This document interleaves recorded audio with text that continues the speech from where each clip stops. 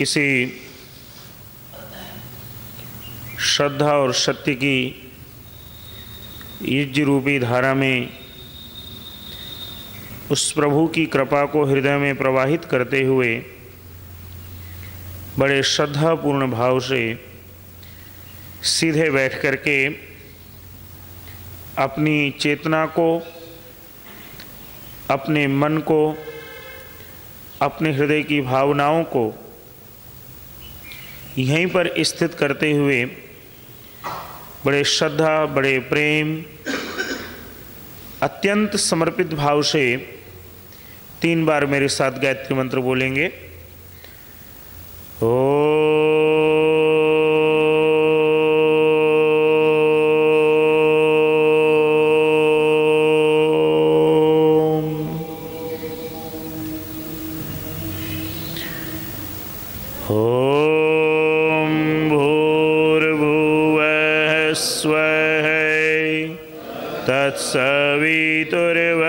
तत्सवितुर्वरेण्यं भर्गो देवस्य धीमहि धियो यो न प्रचोदयात्। ॐ भूर्भुवः स्वः तत्सवितुर्वरेण्यं भर्गो देवस्य धीमहि धियो यो न प्रचोदयात्।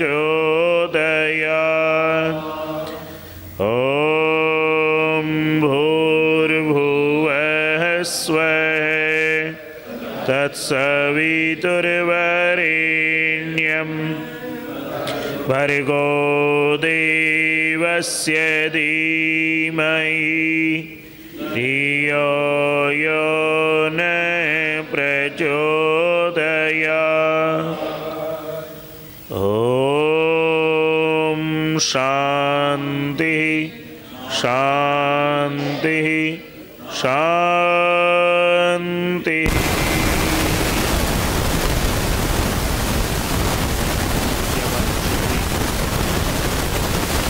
आदरणीय सज्जनवृंद, श्रद्धेय प्रधान जी, महामंत्री जी, समस्त अधिकारीगण, ये हम सभी का परम सौभाग्य है कि उस प्रभु की कृपा से पवित्र वेद मंत्रों के द्वारा हम सभी ने अभी यज्ञ किया।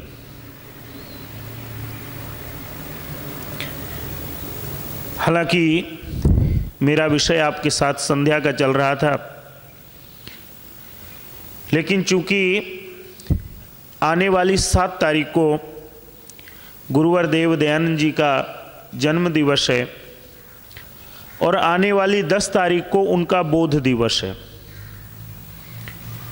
इसलिए मैंने आज का जो विषय रखा वो गुरुवर का ही रखा है। जब जब हम उनको याद करते हैं, पढ़ते हैं, तो मन नमन करते हुए एक भाव आता है कि गुरुवर तू शक्ति देना कि तेरे बताए हुए पथ चिन्हों पर चल सकें, शायद पूर्ण रूपेण नहीं चल पाते। थोड़ी सी चर्चा उन परिस्थितियों की करेंगे जिन परिस्थितियों में जाकर के मूल संकर्ष स्वामी दयानंद जी का प्रादुर्भाव हुआ, प्रस्फुटन हुआ। ये इस भारत भूमि का आप जानते हैं परम सौभाग्य है कि जब जब इस देश के अंदर किसी मार्गदर्शक की, किसी उपदेशक की, किसी युग दृष्टा की, किसी नव जागरण के पुरोधा की आवश्यकता पड़ती है, तो प्रभु की कृपा से जो उच्च कोटि की आत्माएं होती हैं वह हमारे मध्य में अवतरण लेकर के हमारा मार्गदर्शन करती हैं। इसी श्रृंखला में चाहे आप देखेंगे मर्यादा पुरुषोत्तम श्री राम का जन्म हुआ, चाहे सत्यवादी राजा हरिश्चंद्र का जन्म हुआ, चाहे योगी राज कृष्ण का जन्म हुआ, चाहे आचार्य चाणक्य का जन्म हुआ, चाहे वो वर्तमान समय में जो हम आज हमारे क्रांतियों के अग्रदूत सबसे गुरु थे ऋषि दयानंद का भी जन्म उसी श्रृंखला में हुआ। माना हम अवतारवाद की खंडन करते हैं, लेकिन अवतारवाद का खंडन हम ये करते हैं कि प्रभु कभी जन्म नहीं लेता, लेकिन दिव्य आत्माओं का अवतरण बारंबार होता है, होता रहेगा। क्योंकि आप सब जानते हैं कि हम सभी जिस वेद को मानते हैं उस वेद में वर्णन आता है कि ये जो आत्मा है ये अजर है, ये अमर है और ये शरीर बदलती रहती है। और आपने ये भी पढ़ा है कि जब इस सृष्टि का प्रादुर्भाव हुआ उस समय परमपिता परमात्मा ने जिस दिन चार आत्माओं का चुनाव किया, जिन 4 ऋषियों का चुनाव किया, वो सर्वश्रेष्ठ थे। उनके अंदर सबसे ज़्यादा तप था, उनके अंदर सबसे ज़्यादा ज्ञान था, उनके अंदर सबसे ज़्यादा उस प्रभु की कृपा थी। लेकिन ये देश जो कि ऋषियों का देश था, जो कि वीरों का देश था, सदियों की पराधीनता से इसकी मानसिकता भी पराधीनता की हो गई थी।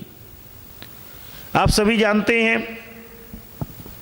कि जिस समय स्वामी दयानंद जी का जन्म हुआ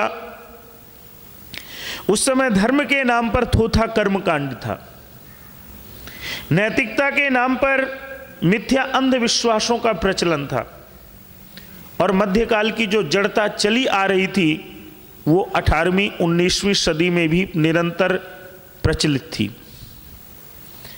कहते हैं कि अपने देश में जो कि ऋषियों का देश था, जिसका रामायण काल बड़ा समृद्ध था, जिस महाभारत काल में अर्जुन का विवाह शायद में अगर गलत नहीं हो तो उलूपी से होता है, और आप जानते हैं उलूपी कहाँ की थी? अमेरिका की थी।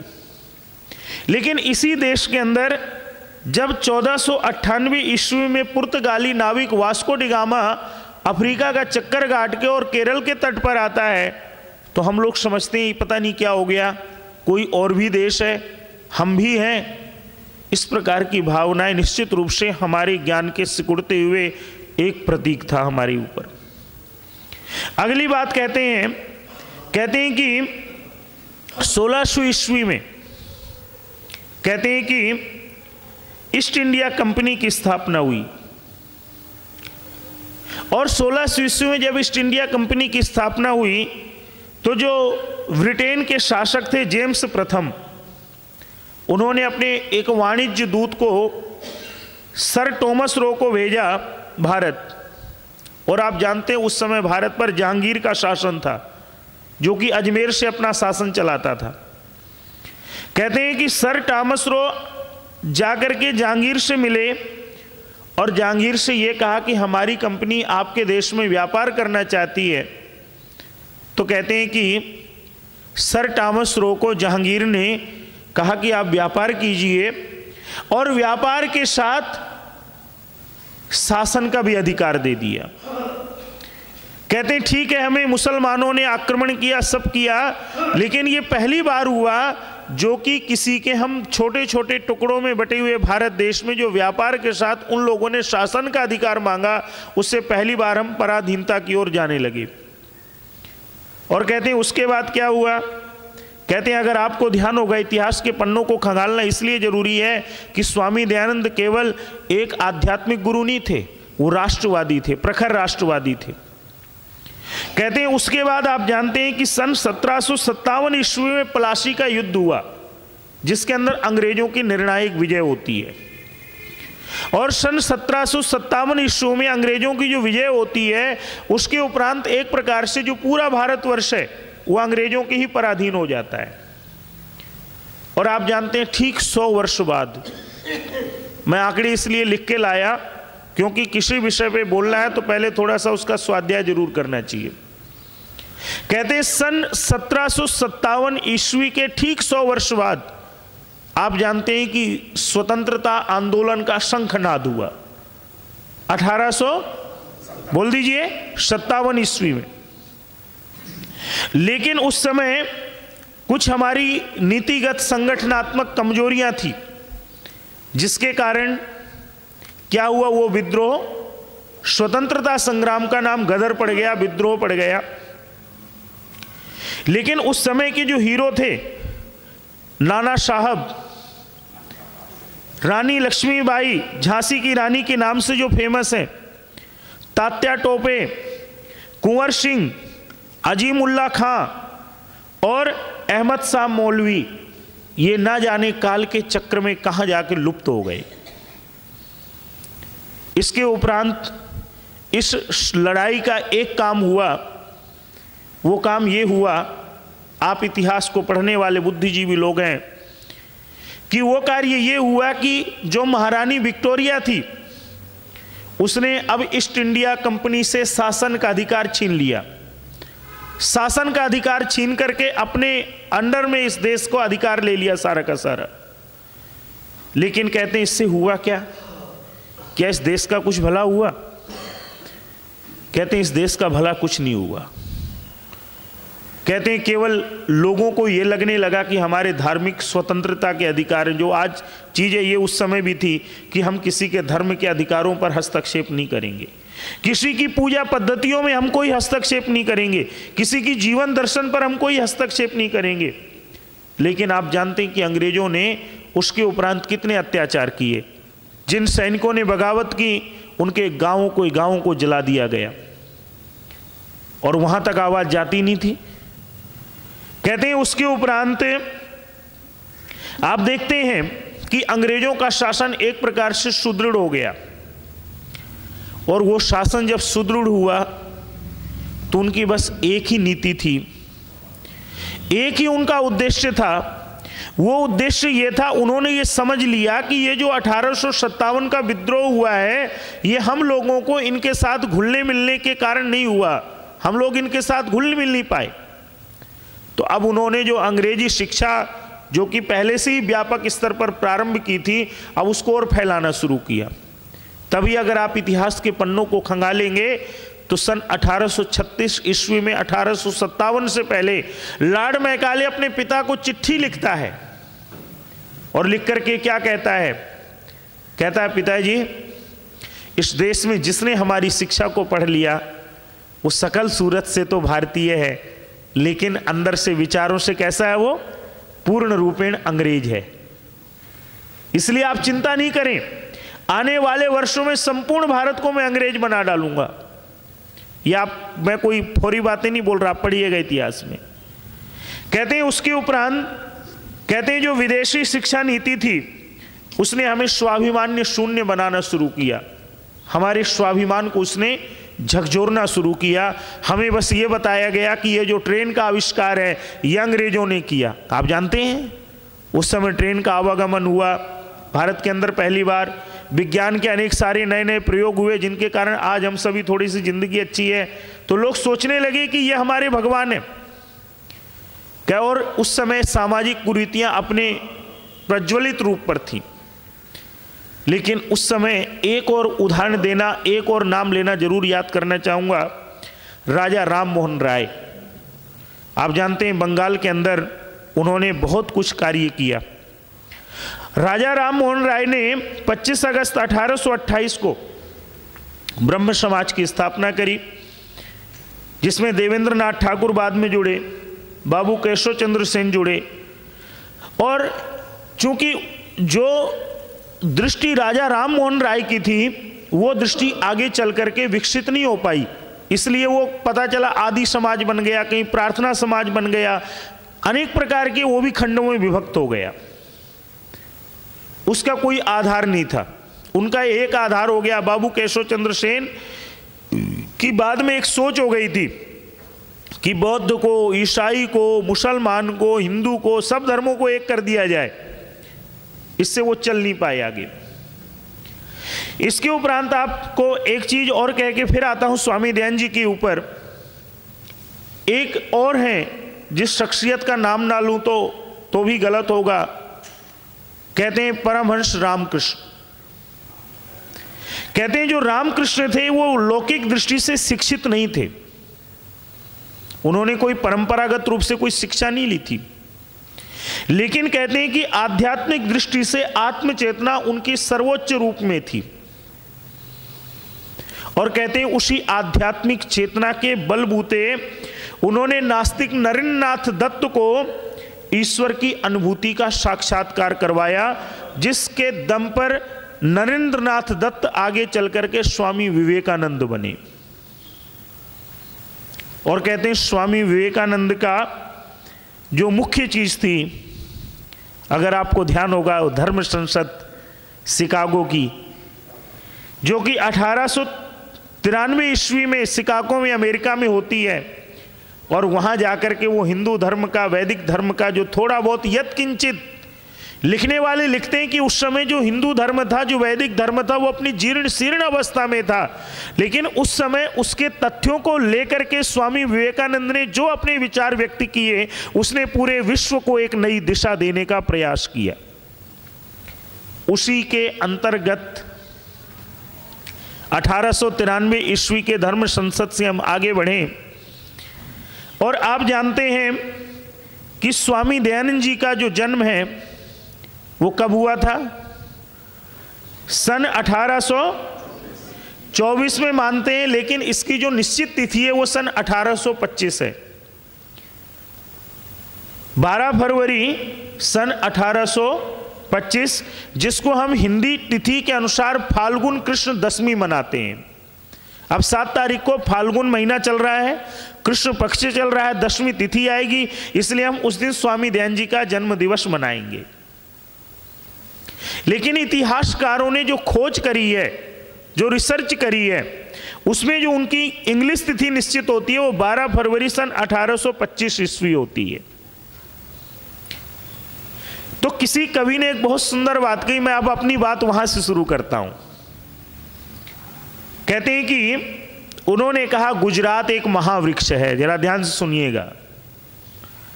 गुजरात एक महावृक्ष है, उसकी जड़ में श्री कृष्ण का कर्म योग छिपा हुआ है। कहते हैं डालियों पर महाकवि नर्मद और महात्मा गांधी की कोपलें फूटी हुई हैं, और कहते हैं इसी धरती पर परिव्राजक स्वामी दयानंद ने अपना जन्म लिया। लेकिन सबसे प्रमुख बात जो हमें समझनी है आज, क्या आप जानते हैं कि स्वामी दयानंद जी कितने भाई बहन थे? कोई बताएंगे?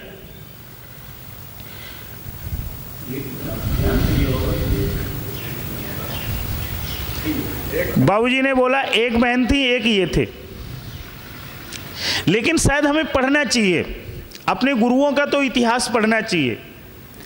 स्वामी दयानंद जी कहते हैं 5 भाई बहन थे, और 5 भाई बहनों में सबसे बड़े ये थे, इनका नाम मूल शंकर था। कहते हैं सेकंड नंबर पे जो बहन थी उसका नाम रत्नबा था, तीसरे नंबर पे फिर एक भाई थे बल्लभ जी, और चौथे नंबर पे फिर एक सिस्टर थी प्रेमबा, और 5वें नंबर पे फिर एक भाई थे नवल शंकर। 5 भाई बहनों का भरा पूरा परिवार था इनका। और आप जानते हैं इनके पिताजी का नाम क्या था? बोल दीजिए। करशन जी तिवारी। और माता जी का नाम क्या था? मां अमृतवेन। कहते हैं ये इनके परिवार का विवरण है। अब जो मुख्य बात है, आप सब जानते हैं, मैं थोड़ा सा ये तथ्य अलग से इसलिए लाया कि आप सब लोग इन चीजों को भूल जाते हैं। कहते हैं जो अगली बात समझने वाली है ऋषि दयानंद जी के जीवन में, कहते हैं बचपन में आप जानते हैं उनके जीवन की जो पहली घटना थी वो शिवरात्रि की घटना थी। शिवरात्रि की घटना आपने बहुत बार सुनी है, बहुत बार पढ़ी है। केवल एक ही बात थी, स्वामी दयानंद जी का एक ही प्रश्न था कि जिस शिव की इतनी बड़ाई होती है, जो शिव इतना बड़ा शक्तिशाली है, क्या वो अपनी स्वयं की रक्षा नहीं कर सकता है? जरा बात को समझिएगा, हम किसी के कभी भी कटाक्ष नहीं करते हम। हो सकता है मेरे में भी 100 कमियां हो, आप में भी 100 कमियां हो, लेकिन सबसे बड़ी चीज है यदि हम किसी पूर्वाग्रह से ग्रसित होकर के किसी चीज को पढ़ेंगे सुनेंगे तो कुछ हासिल नहीं कर पाएंगे। इसलिए कहते हैं खुले मन से हमें सब चीजों को समझना चाहिए। स्वामी दयानंद जी ने अपने पिता से यही कहा कि पिताजी, आपने तो मुझे इनकी बड़ी अच्छी अच्छी कहानियां बताई हैं, बड़ी अच्छी अच्छी बातें बताई हैं, और ये ऐसा दृश्य क्यों उपस्थित हो रहा है? और दूसरी बात आप देखिएगा कि सारे उपवास रखने वाले लोग सो गए हैं, रात्रि हुई सब लोग सो गए हैं। जो शिव का दर्शन करना चाहते हैं वो लोग नींद में हैं, लेकिन जो शिव का दर्शन करना चाहता है वो अभी जगा हुआ है। और वो यही कहता है ना कि पिताजी मुझे इसके बारे में बता दीजिए। कहते हैं ये सब प्रभु की प्रेरणाएं होती हैं कि पिताजी के मुख से निकल पड़ा कि अरे मूल शंकर ये तो शिव का प्रतीक है, असली शिव तो कहीं और रहता है। कहते हैं कि मूल शंकर के मन में आ गया कि मुझे तो असली शिव को ढूंढना है, उसको खोजना है। दूसरी बात, यदि आप इतिहास को उठा के देखेंगे, गौतम बुद्ध का नाम आपने सुना होगा, महात्मा बुद्ध, उनके जीवन में यही सब चीजें थी ना। क्या बोला गया था कि कभी इनको किसी रोगी से मत मिलवाना, कभी इनको किसी बूढ़े से मत मिलवाना। लेकिन कोचवान से पूछ रहे हैं, एक रोगी को देखकर, एक बुजुर्ग को देख के, भैया ये सब मेरा भी दिन आएगा क्या? वो कहता हाँ क्यों नहीं आएगा, सबका ये दिन आएगा। फिर एक अर्थी जा रही होती है, पूछते हैं क्या मेरे को भी ऐसे जाना पड़ेगा? तो वो क्या कहता है कि हाँ क्यों नहीं, जब आए हैं तो जाना पड़ेगा। स्वामी दयानंद के जीवन में एक शिवरात्रि की घटना, दूसरा वो अपने चाचा को बहुत चाहते थे। अचानक चाचा की मृत्यु होना, और अपनी सिस्टर को भी बहुत चाहते थे, उसको भी हैजा हो जाना और समाप्त हो जाना। कहते हैं ये 2-3 दृश्य ऐसे थे जिसने ऋषि दयानंद को, जो मूल शंकर थे, उनको हिला के रख दिया, उनकी विचारधारा को। आप और हम भी तो दुनिया दिन भर में 10 दृश्य देखते हैं, लेकिन कभी हिलते हैं? हम लोग भी तो दिन भर में 10 अलग अलग चीजें देखते हैं, लेकिन क्या मंथन चलता है? क्योंकि अपना मंथन ही अभी चल रहा है। लेकिन ऋषि दयानंद जी ने, मूल शंकर ने क्या किया कि अप्रण किया कि अब जो है मुझे वास्तव में खोज के लिए चलना है, सच्चे शिव की खोज करनी है, जीवन के इस रहस्य की खोज करनी है। और कहते हैं इस खोज में उन्होंने क्या किया, अपना घर छोड़ दिया। और जो लोग गुजरात से परिचित हैं, आज भी एक जगह है सिद्धपुर, बड़े लोग जाते हैं घूमने के लिए वहां। कहते हैं सिद्धपुर उनके पास पड़ता था, और वहां कार्तिक का मेला लगा करता था। आप जैसे देखते हैं ना सब जगह मेले वेले लगते हैं, ऐसे वहां कार्तिक का मेला लगता था। तो मूल शंकर को पता चला कि इस कार्तिक के मेले में कुछ अच्छे सन्यासी लोग मिल जाएंगे। कहते हैं कि मूल शंकर ने अपना घर छोड़ा। घर छोड़ा तो ढोंगी साधुओं से परिचय हुआ। उन्होंने कहा अरे बच्चे कहाँ जा रहा है तू? उन्होंने कहा कि मैं तो परमात्मा की खोज में जा रहा हूँ। कहने लगे अगर तू परमात्मा की खोज में जा रहा है तो ये तूने जो अंगूठियां डाली हुई हैं, अच्छे अच्छे ये जो गहने डाले हुए हैं, ये क्या काम वहां पे? मूल शंकर तो मूल शंकर, उन्होंने कहा कि नहीं काम तो आप ले लो, कोई लालच तो था नहीं। और पहुंच गए सिद्धपुर के मेले में। सिद्धपुर के मेले में पहुंचे तो आपको बता दूं, जो कृष्ण जी तिवारी थे वो वहां के बहुत बड़े जमींदार थे। और जो बड़े बुजुर्ग बैठे हैं वो जानते हैं जमींदार का मतलब केवल खेती किसानी करने वाला नहीं था, वो माल गुजारा क्या क्या वसूलता था, उस पूरे क्षेत्र का राजा इस तरीके से होता था। तो कहते हैं किसी ने उनके पिता को खबर दी कि जो आपका बेटा है उसने भगवा वेश धारण करके और वो यहाँ सिद्धपुर के मेले में बैठा हुआ है।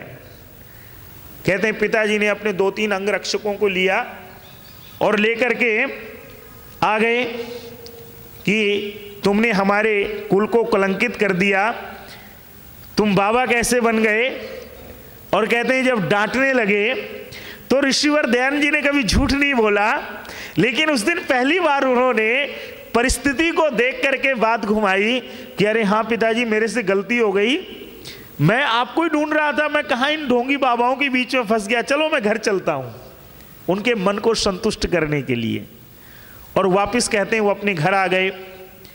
लेकिन आप जानते हैं, जिस व्यक्ति को किसी की तलाश होती है, जिस व्यक्ति को किसी की खोज होती है, उसको आप कितने दिन पिंजरे में बंद करेंगे।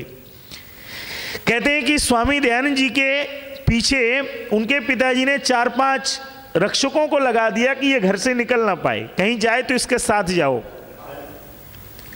लेकिन कहते हैं एक दिन उन्होंने क्या किया, जब देखा सब लोग अब सो गए, रात्रि का 3रा पहर चल रहा है, 4था पहर आने वाला है, तो चुपके से उठे और एक लोटा ले लिया। लोटा किस लिए ले लिया आप जानते हैं, कोई पूछेगा तो भाई मैं जंगल के लिए जा रहा हूं। चले गए और कहते हैं फिर कभी वापस लौट करके अपने घर नहीं गए। कहते हैं उसके बाद आगे की यात्रा करें, मैं मुख्य बिंदुओं पर ही चर्चा करना चाहूंगा जितना हो सकेगा। कहते हैं उसके बाद वो अहमदाबाद, चाणोद, इस प्रकार से घूमते फिरते पहुंचे आगे। किसी ने उनको बोला कि आपको जो है सच्चे जो गुरु हैं वो हिमालय में मिलेंगे। लेकिन उससे पहले एक बात की चर्चा जरूर करना चाहूंगा कि मूलशंकर उस समय तक ब्रह्मचारी थे।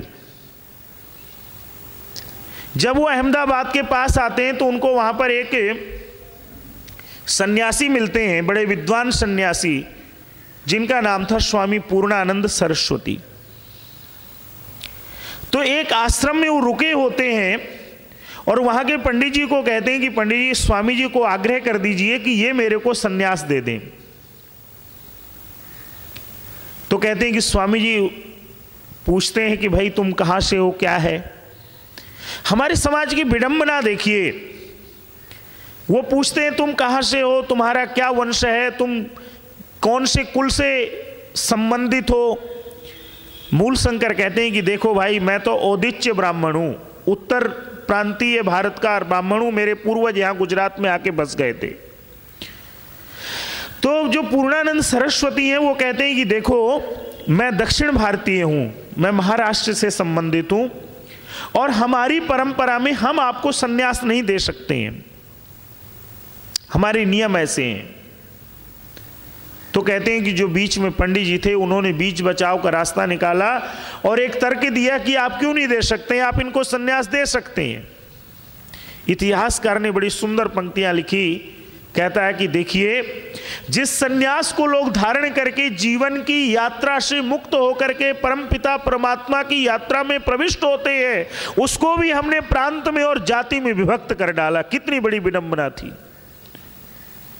लेकिन किसी प्रकार से स्वामी दयानंद जी उनसे सन्यास की दीक्षा लेने में सफल होते हैं और आगे की यात्रा प्रारंभ करते हैं। और आगे की यात्रा में एक बात तो है, आप दयानंद जी के जीवन को पढ़िएगा, वो बहुत बड़े कृतज्ञ व्यक्ति थे। किसी ने उनके जीवन में इतना भी एहसान किया, उसको उन्होंने पूर्ण जीवन याद रखा और वक्त आने पर अगर कभी उतारने का प्रयास किया तो दूसरे रूप में उसको उतारा भी। कहते हैं उस समय जब उन्होंने संन्यास लिया तो उनको 1-2 योग के अच्छे गुरु मिले, जिन्होंने उनको योग की क्रियाओं को अच्छे से सिखाया। ऋषिवर देव दयानंद उसके बाद आगे की यात्रा करते हैं, हरिद्वार पहुंचते हैं। इन दोनों हरिद्वार में कुंभ का मेला लगा हुआ था। तो कहते हैं कि मूलशंकर जो अब की स्वामी दयानंद सरस्वती बन गए थे, वो आप यदि जाते होंगे हरिद्वार तो चंडी देवी का मंदिर है सामने की पहाड़ियों में। कहते हैं स्वामी दयानंद ने उन जंगलों में जाकर के तपस्या करी, अपना योगाभ्यास किया, एकांतवास किया। उसके बाद किसी ने बोला कि हिमालय में अच्छे योगी मिलेंगे, उन्होंने हिमालय की यात्रा प्रारंभ करी। हिमालय की यात्रा करते ही वो केदारनाथ पहुंचते हैं। केदारनाथ से जो लोग यात्रा पर कभी गए होंगे हिमालय में, वो देखते हैं कि उसके पीछे ऊखी मटके होते हुए जब चमोली के लिए जाते हैं तो एक जगह तुंगनाथ आती है। कहते हैं स्वामी दयानंद वहीं से केदारनाथ से ऊपर पहाड़ियों से चढ़ते हुए तुंगनाथ पहुंचे, लेकिन उनको कहीं सफलता नहीं मिली। तो कहते हैं फिर वो नीचे उतर के आते हैं, ऊखी मठ पहुंचते हैं। तो ऊखी मठ में जो बहुत बड़े वहाँ के सन्यासी थे, जब वो देखते हैं कि एक साधु, एक वैरागी बना हुआ घूम रहा है, इसकी केवल परमात्मा की लगन है, तो कहते हैं वो अपने पास बुलाते हैं और कहते हैं कि दयानंद तुम मेरी गद्दी को संभाल लो, करोड़ों का साम्राज्य है मेरा, मुझे तुम्हारे जैसे उत्तराधिकारी की जरूरत है। उस समय ऋषिवर देव दयानंद बड़े सुंदर शब्द कहते हैं, स्वामी जी मेरे पिता के पास भी अकूत